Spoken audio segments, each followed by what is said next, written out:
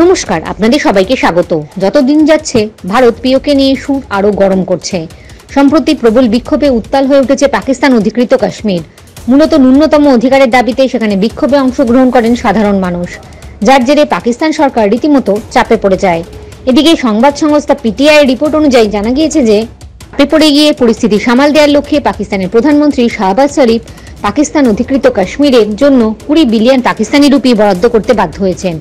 পাশাপাশি তিনি মুজাফফরাবাদে গিয়েছিলেন। এমত অবস্থায় তিনি দাবি করেছেন যে সাধারণ মানুষেরা ন্যায্য দাবি তুললেও আসল সমস্যা বাঁধাচ্ছেন সমাজ বিরোধীরা।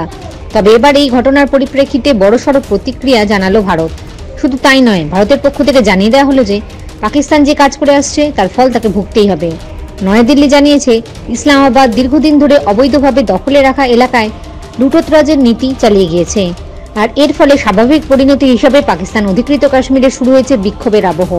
এর পাশাপাশি নয়াদিল্লি আরও একবার জানিয়ে দিল যে সমগ্র কাশ্মীর ভারতেরই অবিচ্ছেদ্য অংশ।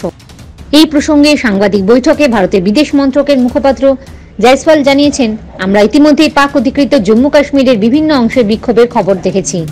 আমাদের মতে অবৈধভাবে এবং জোর করে নিজেদের দখলে রাখা অঞ্চল থেকেই লাগাতার সম্পদ লুটের নীতি বজায় রেখেছে পাকিস্তান, আর সেই কারণেই স্বাভাবিক পরিণতি হিসাবে এই ঘটনা ঘটেছে।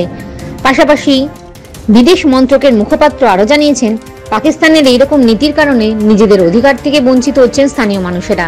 স্থানীয় সম্পদ ব্যবহার করার যে অধিকার তারা সেটা পান না। তিনি বলেন, আমরা আবারও জানাচ্ছি যে কেন্দ্রশাসিত অঞ্চল জম্মু ও কাশ্মীর এবং সমগ্র লাদাখ ভারতের অবিচ্ছেদ্য অংশ ছিল, আছে এবং সবসময় থাকবে। এই প্রসঙ্গে জানিয়ে রাখি যে পাকিস্তান সরকারের বিরুদ্ধে প্রায়শই বিক্ষোভের ঝড় ওঠে পাকিস্তান অধিকৃত কাশ্মীরে। মূলত সম্প্রতি যে বিক্ষোভটি শুরু হয়েছে তা পাক অধিকৃত কাশ্মীরে আটা ও বিদ্যুতের অত্যাধিক দামের কারণে শুরু হয়েছে। এর পাশাপাশি সেখানে উচ্চহারে কর নেওয়া হচ্ছে বলেও জানা গিয়েছে। এদিকে এই বিক্ষোভের ফলে পুলিশের সাথে সংঘর্ষে 3 জন সাধারণ মানুষ সহ মোট 4 জনের মৃত্যু হয়েছে বলে খবর মিলেছে, যদি বেসরকারিভাবে মৃত্যুর সংখ্যা অনেক বেশি। আপনাদের কি মনে হয়, ভোটের পরেই অ্যাকশন নেবে ভারত? কমেন্ট করে জানাবেন। জয় হিন্দ, জয় জওয়ান, জয় কিষান।